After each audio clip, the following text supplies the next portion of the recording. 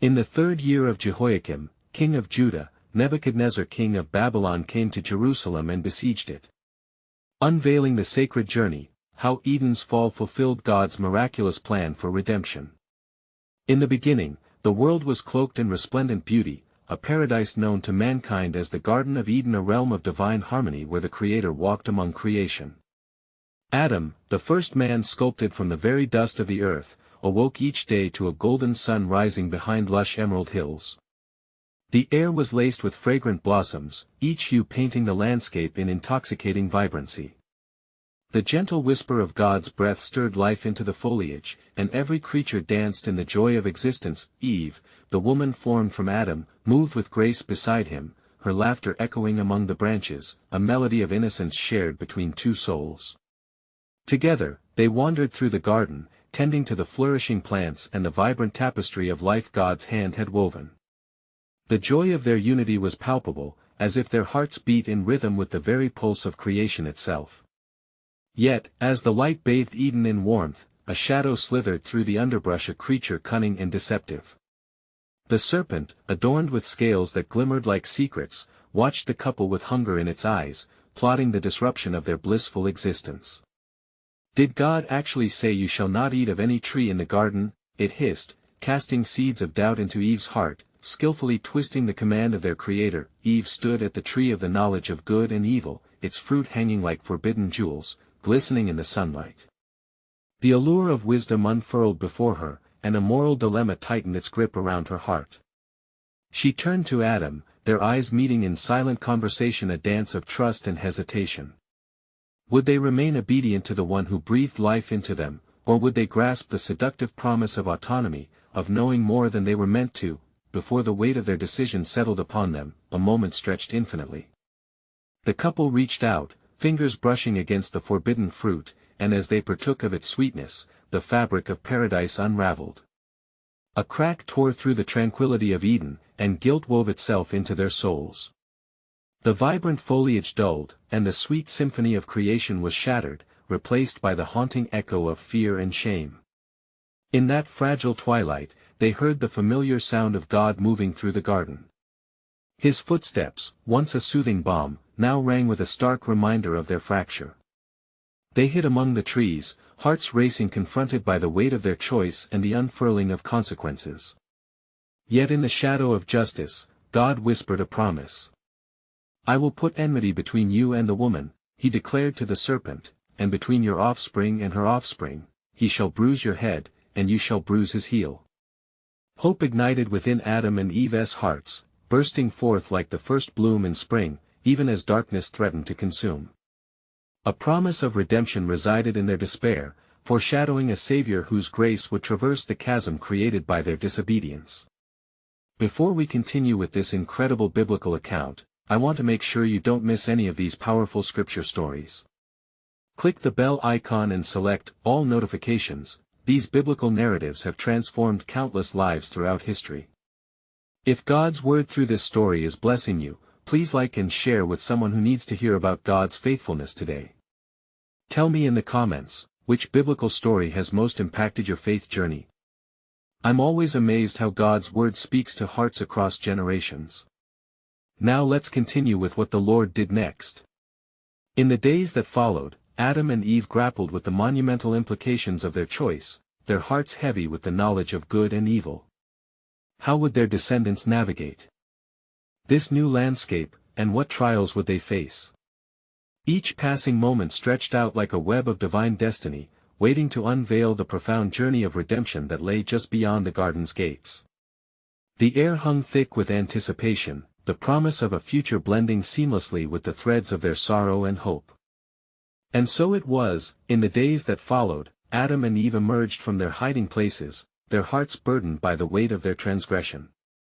The garden, once a sanctuary of unblemished joy, now felt foreign, its beauty tainted by the knowledge they had gained.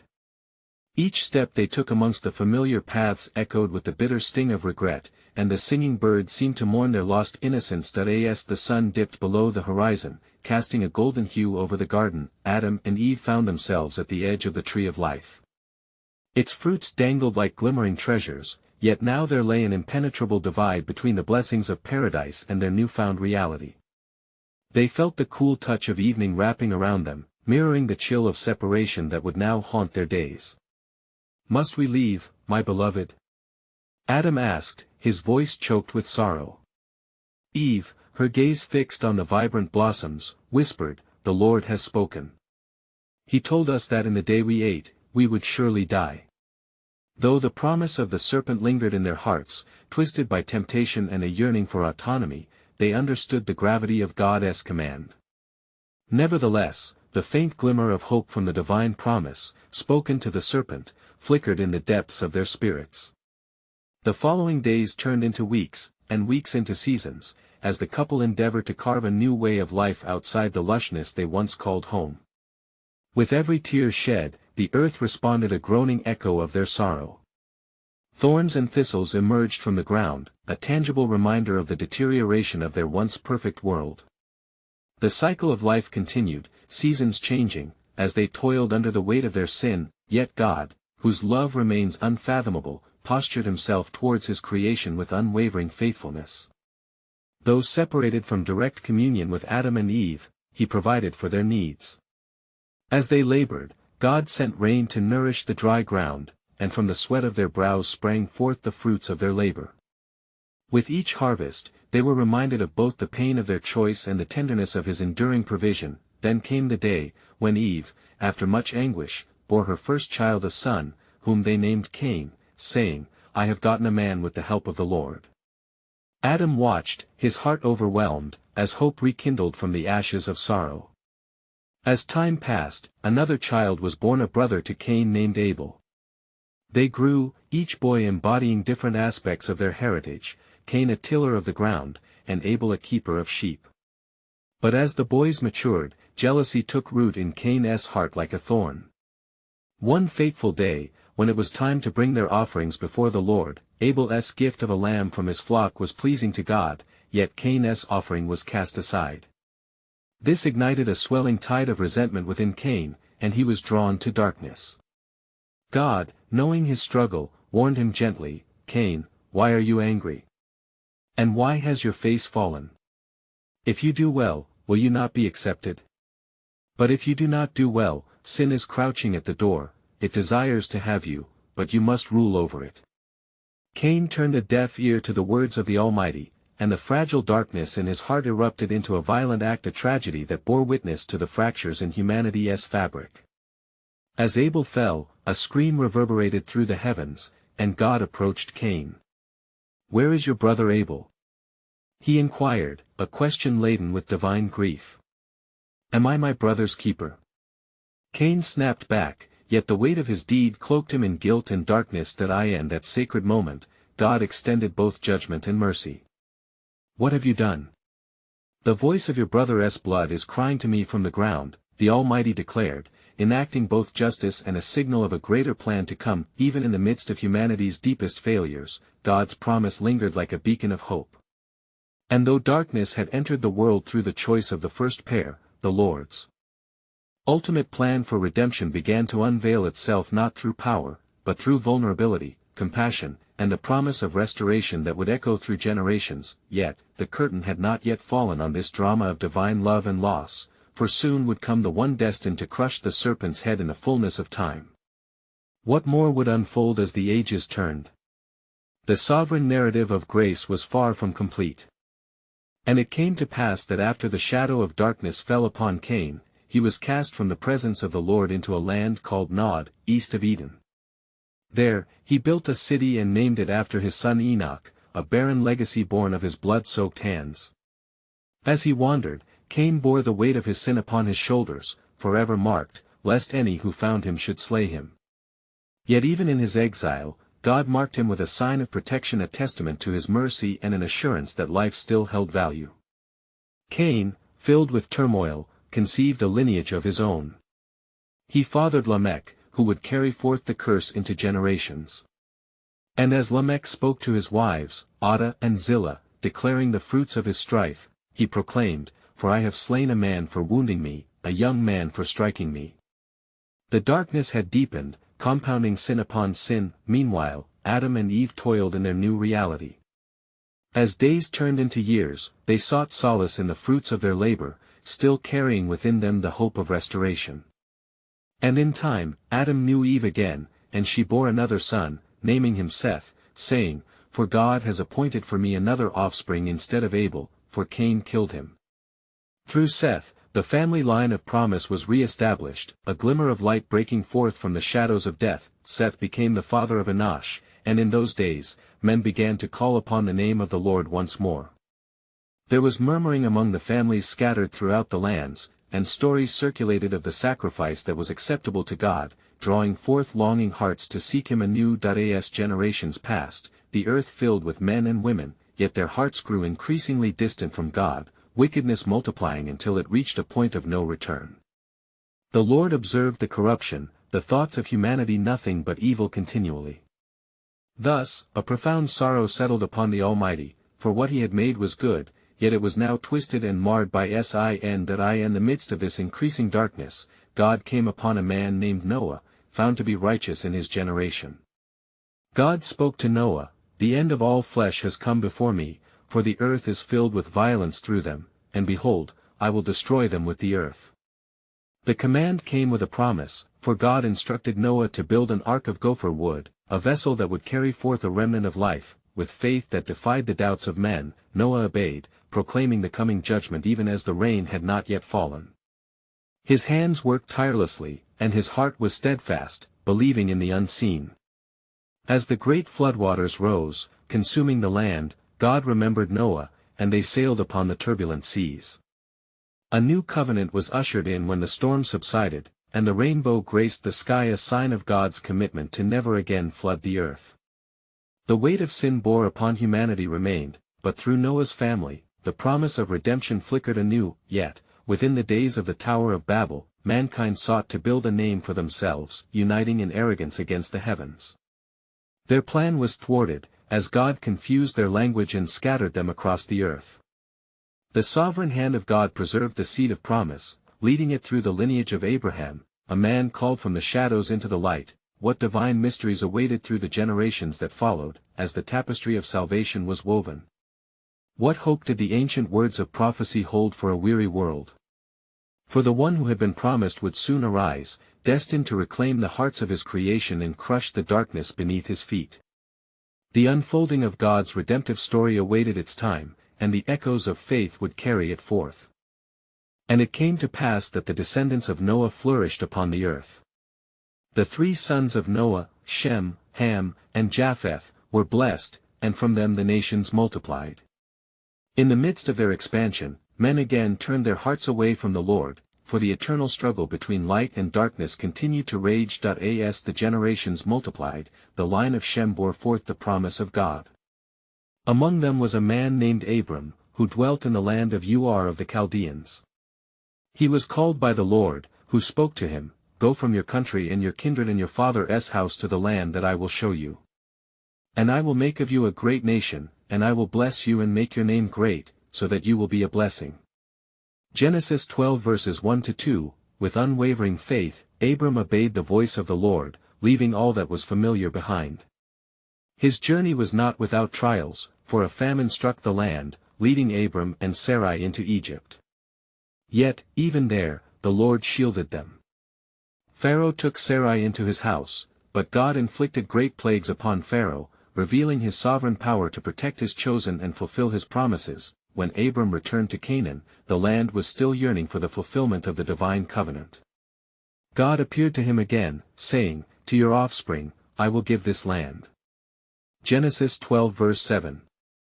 The promise began to take root, but the fulfillment lingered, tested by the years that passed without an heir. The weight of expectation pressed heavily upon Sarai's heart, for she bore no children. In her despair, she offered her maidservant Hagar to Abram, seeking to fulfill God's promise through her own means.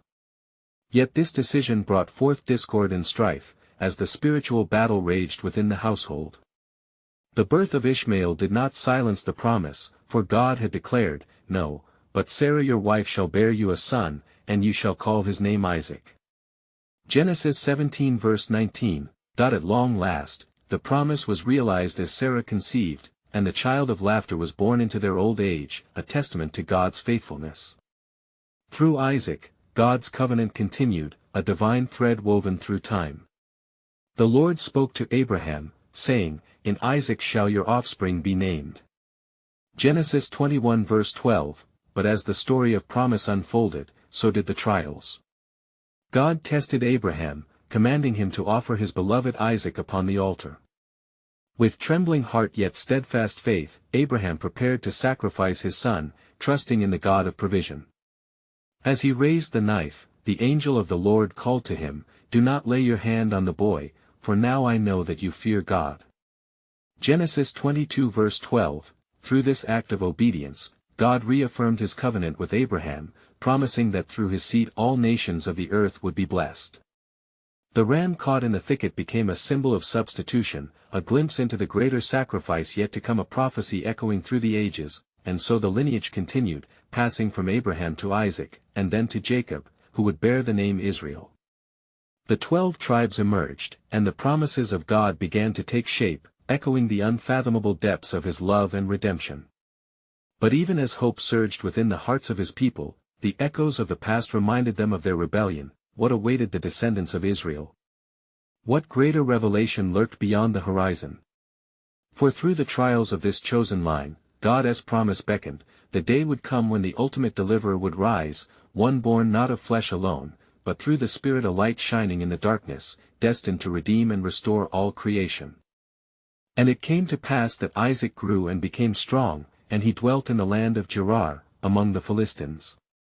The blessings of God were upon him, and he prospered greatly. The wells that his father Abraham had dug were again filled with water, a sign of God's faithfulness to the covenant made long ago. Yet, strife arose as the herdsmen of Gerar quarreled with Isaac's servants, saying, "The water is ours." Genesis 26 verse 20. Seeking peace, Isaac moved away and dug another well. The Lord appeared to Isaac at Beersheba, saying, "I am the God of Abraham your father, fear not, for I am with you and will bless you and multiply your offspring for my servant Abraham's sake." Genesis 26 verse 24. Thus Isaac built an altar there and called upon the name of the Lord, reaffirming the covenant that would carry forth through generations. That in time, Isaac took Rebekah as his wife, who was barren. Despite her barrenness that mirrored the trials of her mother-in-law Sarah, Isaac entreated the Lord for her in prayer. The Lord answered him, and Rebekah conceived. Yet within her womb, there was a struggle, and God revealed to Rebekah, saying, "2 nations are in your womb, and 2 peoples from within you shall be divided." Genesis 25 verse 23. The younger would serve the elder, a prophetic declaration of their destinies. When the time came, Rebekah bore twin sons, Esau and Jacob. Esau came forth first, red and hairy, and Jacob followed, grasping his brother's heel. Isaac loved Esau, for he was a skillful hunter, yet Rebekah favored Jacob, the quiet man who dwelled in tents. As the boys grew, the world around them swirled with divine destiny. One day, Esau, weary from the hunt, returned to find Jacob cooking a stew. Desperate, he said, "Let me eat some of that red stew, for I am exhausted." Jacob saw an opportunity and replied, "Sell me your birthright now." Genesis 25 verses 29 to 31. In his hunger, Esau despised his birthright and sold it for bread. Thus, the path of the chosen lineage became shrouded in the complexities of human choices and divine purposes. The years rolled on, and Isaac, old in age, prepared to bless Esau, the firstborn. In the shadow of this pivotal moment, Rebekah devised a plan to ensure Jacob would receive the blessing. She clothed Jacob in Esau's garments and prepared savory food to deceive Isaac. As Jacob approached his father, trembling, he declared, "I am Esau your firstborn." Genesis 27 verse 19. Isaac's eyes were dim, yet he sensed something amiss. "Are you really my son Esau?" he questioned. Jacob, amidst the tension, pressed forward, receiving the blessing destined to alter the course of history. "Let peoples serve you, and nations bow down to you. Be lord over your brothers, and may your mother's sons bow down to you." Genesis 27 verse 29, and the moment of blessing brought forth a storm of animosity. When Esau learned of Jacob's deceit, anger burned in his heart, and he vowed to kill his brother. Fear gripped Jacob, and his mother urged him to flee to her brother Laban in Haran, setting into motion a trajectory filled with trials, divine encounters, and the unfolding of God's sovereign plan. As Jacob journeyed, a vast vision opened before him. He rested on a stone, and the Lord appeared, declaring, "I am the Lord, the God of Abraham and the God of Isaac. I will give the land on which you lie to you and your offspring." Genesis 28 verse 13. The heavens opened, and Jacob beheld angels ascending and descending, a glimpse into the divine connection between heaven and earth. Yet, the mystery deepened. What awaited Jacob in Haran? What trials would shape him into the patriarch of 12 tribes? The choice of deception would lead him to a greater encounter with the God of promise, revealing that through the flawed paths of humanity, the intricate tapestry of redemption would continue to unfold. For in every act, the sovereign hand of God wove the tale of his people, drawing nearer the day of ultimate reconciliation and fulfillment. And it came to pass, as Jacob fled from his brother Esau, that he journeyed toward the land of Haran. While traveling, he encountered the night's darkness and found a certain place, and taking one of the stones of that place, he put it under his head and laid down to sleep. In his dreams, behold, a ladder set up on the earth, and the top of it reached to heaven, and the angels of God ascended and descended on it.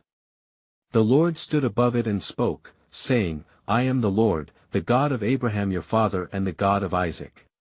The land on which you lie I will give to you and to your offspring. Your offspring shall be like the dust of the earth, and you shall spread abroad to the west and to the east and to the north and to the south. And in you and your offspring shall all the families of the earth be blessed." Genesis 28 verses 12 to 14. Jacob awoke from his sleep and said, "Surely the Lord is in this place, and I did not know it." He was afraid and said, "How awesome is this place! This is none other than the house of God, and this is the gate of heaven." Genesis 28 verses 16 to 17. Then Jacob took the stone that he had put under his head and set it up for a pillar and poured oil on the top of it. He called the name of that place Bethel, which means the house of God, and made a vow, saying, "If God will be with me and will keep me in this way that I go, and will give me bread to eat and clothing to wear, so that I come again to my father's house in peace, then the Lord shall be my God." Genesis 28 verses 19 to 21. As Jacob continued his journey, a deep sense of anticipation filled his heart. With each step, he considered the promise of God and the weight of the future that lay before him. Would he find favor in his uncle Laban's house? Would he ever reconcile with Esau? The shadows of uncertainty loomed, yet the light of God's promise provided a path forward. Upon reaching Haran, Jacob saw a well in the fields, and behold, there was Rachel, Laban's daughter, approaching with her sheep. As he caught sight of her, his heart leaped within him. Jacob rolled the stone away from the mouth of the well and watered the sheep of his uncle Laban. He kissed Rachel and lifted his voice and wept. For he was filled with awe, for the Lord had led him to his kin and a promise of a future. Genesis 29 verses 1 to 11. Yet unknown to Jacob, Laban held secrets of his own, and soon, a deal was struck. Jacob served 7 years for Rachel's hand, and they seemed but a few days to him because of the love he bore for her. However, on the night of the wedding, Laban deceived Jacob, giving him Leah instead of Rachel. Jacob's heart ached with betrayal, yet Laban justified his actions according to the customs of the land. A battle of wills began, and Jacob's path was infused with complexity, his love tangled in a web of rivalry and familial strife. And so it came to pass, that as Jacob worked diligently for Laban, the Lord saw Leah's weakness and opened her womb, but Rachel remained barren. In this struggle of hearts and hopes, the Lord's hand moved in ways Jacob did not yet comprehend. Each child born became a testament of the unfolding covenant, as Leah bore Reuben, Simeon, Levi, and Judah. The lineage of promise was taking form, yet in every birth, conflict brewed, revealing deep-rooted desires and unfulfilled longings. What of Rachel, and the sons she would bear? What of the wrestling of two nations that were to come forth from their lives? Within the heart of Jacob, the question emerged: how would this family fulfill the divine covenant God had set forth? As trials pressed upon him, Jacob remained unaware of the future adversities that awaited him, yet through it all, God's sovereign plan was weaving a new chapter in his story of redemption. And it came to pass, as the days of Leah's bearing came to fruition, that Rachel saw her sister blessed with many sons, while her own womb remained shut. This grief weighed heavy upon her heart. No longer could she contain the ache of her barrenness, nor the sting of comparison to her sister. "Give me children, or else I die." Rachel cried to Jacob with a fervor that spoke of her desperation, Genesis 30 verse 1. Jacob's face turned toward her, his brow furrowed with both love and frustration. "Am I in the place of God, who hath withheld from thee the fruit of the womb?" He spoke, his voice laden with the weight of their shared sorrow, Genesis 30 verse 2. Then Rachel, in her anguish, devised a plan. She offered Jacob her handmaid Bilhah, saying, "Go in unto her, and she shall bear upon my knees, that I may also have children by her," Genesis 30 verse 3. Jacob consented, and Bilhah conceived and bore a son, naming him Dan, for Rachel exclaimed, "God hath judged me, and hath also heard my voice, and hath given me a son," Genesis 30 verse 6, yet the longing within Rachel was not yet satisfied. Bilhah bore another son, whom she named Naphtali, and Rachel declared, "With great wrestlings have I wrestled with my sister, and I have prevailed," Genesis 30 verse 8. In the midst of this tumult, Leah's eyes beheld the shifting fortunes. When she saw that she had ceased bearing, she took her handmaid Zilpah and offered her to Jacob as well. Zilpah bore a son named Gad, and Leah rejoiced, "A troop cometh." Genesis 30 verses 9 to 10. Yet another son followed, Asher, for Leah proclaimed, "Happy am I, for the daughters will call me blessed," Genesis 30 verse 13. As the months passed, Leah's shadow grew long, marked by rivalry yet emboldened by the unfolding covenant. But Rachel's heart was still netted in bitterness. She lifted her eyes to heaven and cried out, asking the Lord for relief. In the mystery of God's sovereign design, he remembered Rachel and opened her womb. Rachel conceived and bore a son, saying, "God hath taken away my reproach," Genesis 30 verses 22 to 23. She named him Joseph, and her words danced with faith, "The Lord shall add to me another son," Genesis 30 verse 24. Jacob's house became a tapestry woven with struggle and strife, a reflection of the two nations that wrestled in Rachel's womb, echoing the prophecy spoken to their forefather, Rebekah. Time moved forward, and God's purpose continued to guide Jacob in Laban's house. The desire to return to his homeland stirred deeply within, yet so too did the storms of his family's complexities. The cattle began to multiply under Jacob's care, and he knew that the hand of the Lord was upon him. At length, Jacob approached Laban and said, "Send me away, that I may go unto mine own place, and to my country," Genesis 30 verse 25.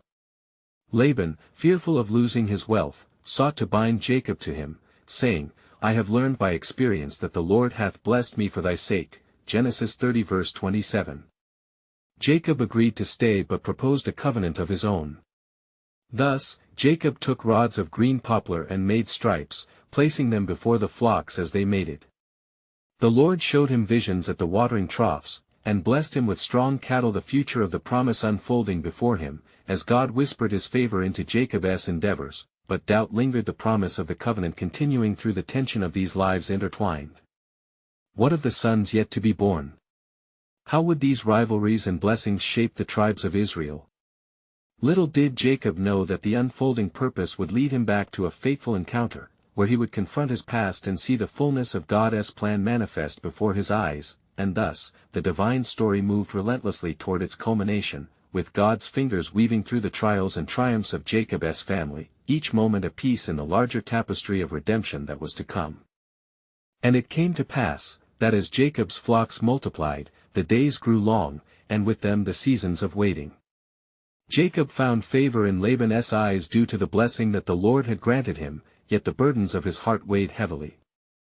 Torn between his growing family and the longing for the land of his fathers, he sought the Lord's guidance in the quiet hours of night. In the solitude of the night, he lifted his voice in supplication, saying, "O God of my fathers, Abraham and Isaac, I am not worthy of the least of all the mercies, and of all the truth which thou hast shewed unto thy servant, for with my staff I passed over this Jordan, And now I am become two bands, Genesis 32 verse 10.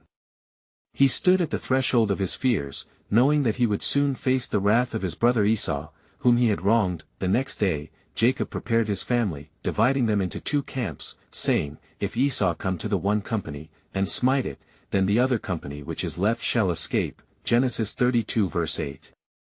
Fear clutched at his heart, but he remembered the promises given to him, stirring the embers of faith that would not be extinguished. As day broke, Jacob remained at a distance, watching as the servant he had sent ahead returned with news. Behold, Esau cometh, and with him 400 men, Genesis 32 verse 6. A shiver of dread coursed through him, yet, even in that dire hour, he recalled the faithfulness of God. With trembling hands, he sent forth gifts of livestock to appease his brother, each herd a token of goodwill.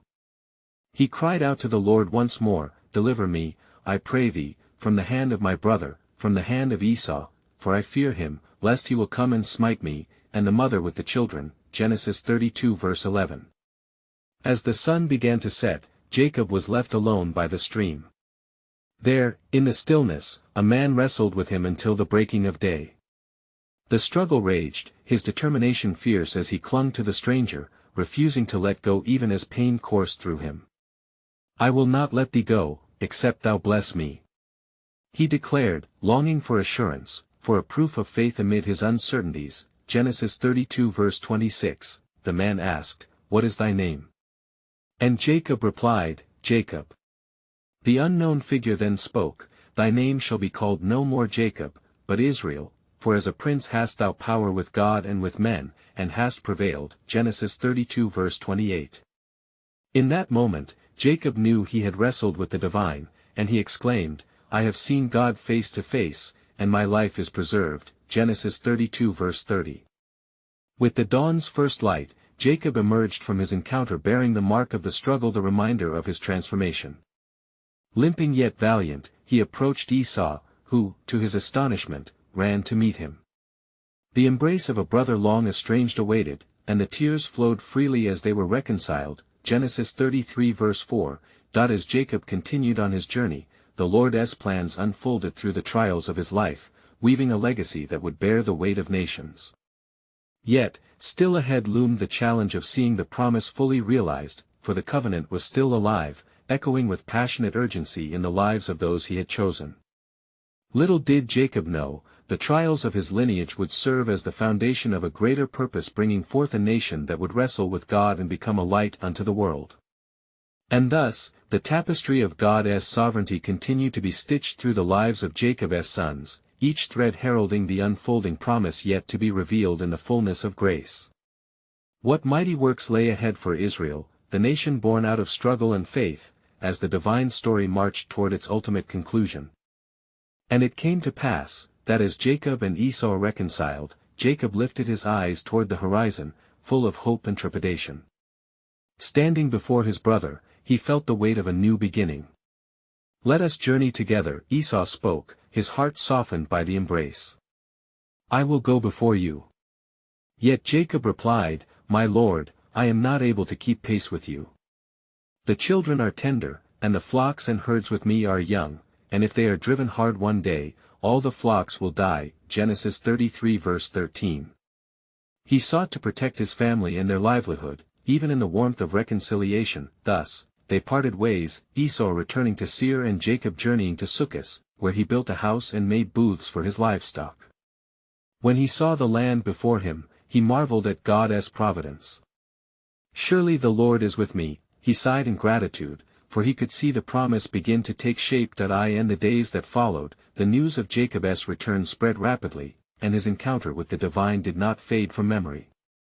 He arrived in Shechem, and there he bought a parcel of land, a sacred monument to commemorate the fulfillment of God's promise, and he erected an altar there and called it El-Elohe-Israel. Genesis 33 verse 20. This place marked the establishment of his covenant heritage, but the peace of his home was soon overshadowed by sorrow. His daughter Dinah, curious and bold, went out to visit the daughters of the land. When Shechem, the son of Hamor, took her and defiled her, the news brought Jacob great grief. Shall we allow our honor to be trampled upon? He mourned, contemplating the depth of betrayal that twisted within his heart. Then, his sons, hearing of the injustice done to their sister, were filled with righteous rage. Simeon and Levi devised a plan, one steeped in vengeance, ignited by the ancient customs of their lineage. "Let us bring him low, for our sister has been dishonored," they declared fervently, seeking retribution against the man who had wronged them. In the days that followed, the brothers were swift in action, ensnaring the city of Shechem under the guise of peace. They demanded a covenant of circumcision and feigned acceptance, but in the stillness of the night, while the men of the city were in pain, they drew swords to avenge Dinah's honor. Their hearts stirred with righteous fury, yet Jacob trembled, fearing the answer to such violence. "Ye have troubled me," he lamented, sensing the repercussions of their deeds. Genesis 34 verse 30. As news of their actions spread, neighboring tribes took heed, and the threat of retaliation loomed upon them. Jacob, wrestling once more with fear, called unto the Lord. "What shall I do, O God?" he pleaded, "for my sons have made me to stink in the eyes of the inhabitants of the land." But even in this turmoil, God spoke to Jacob, reassured him, and guided him onward. "Arise, go up to Bethel, and dwell there," he instructed. "Make there an altar unto God," Genesis 35 verse 1, promising protection and providence once more. And Jacob rose, leading his family from their troubles, with an assurance that in his pilgrimage, God would fulfill his covenant promises. Yet even as he walked onward, the echoes of pain and revenge lingered, a solemn reminder of the fallen nature of man. How might the promise unfold amidst such darkness, and what redemption awaited them within the unfolding generations? Indeed, the sacred journey continued, laden with choices that would shape the future of nations. Would the legacy of Israel be marked by faith or by strife, and how would God's eternal plan bring forth light from their shadows? The answer lingered in the air, beckoning forth the next chapter of his divine story. And it came to pass, after Jacob left Shechem, that the hand of God guided him to Bethel, the place where he had first encountered the divine. There, he built an altar and offered sacrifices to the Lord, recalling the covenant made with his forefathers. As he called upon the name of God, he was reminded again that the one who had led him thus far would not abandon him now.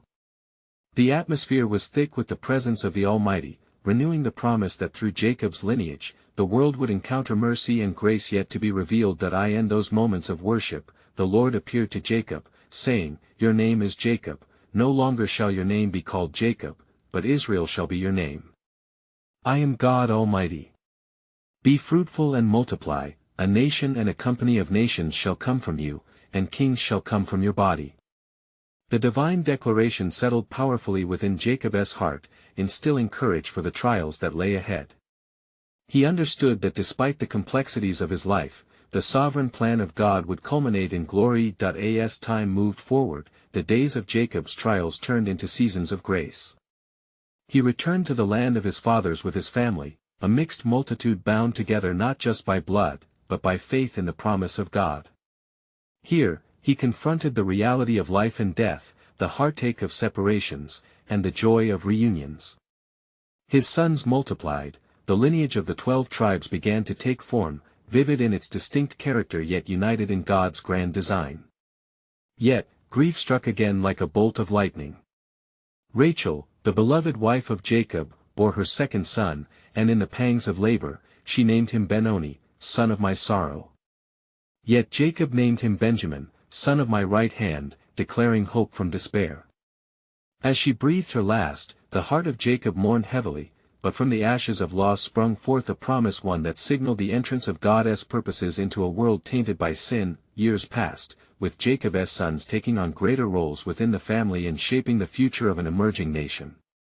However, the shadows of animosity and jealousy continued to weave through their hearts. Joseph, the favored son, was marked by the envy of his brothers, instigating a series of events that would lead to a dramatic shift in their lives. The brothers plotted against him, casting him into a pit and later selling him into slavery, unaware that they were setting into motion a fall and rise that would echo throughout history. Yet even in betrayal and darkness, God was at work. In Egypt, Joseph's trials honed a leader. Through false accusations and imprisonment, he learned reliance on God's grace. Then, Through yet another divine appointment, he found himself interpreting Pharaoh's dreams and ultimately gained a place of honor. With wisdom bestowed from above, he strategically prepared for a looming famine, embodying the hope of thousands who would rely on his leadership. At last, when the famine griped the earth, Jacob learned that grain could be found in Egypt.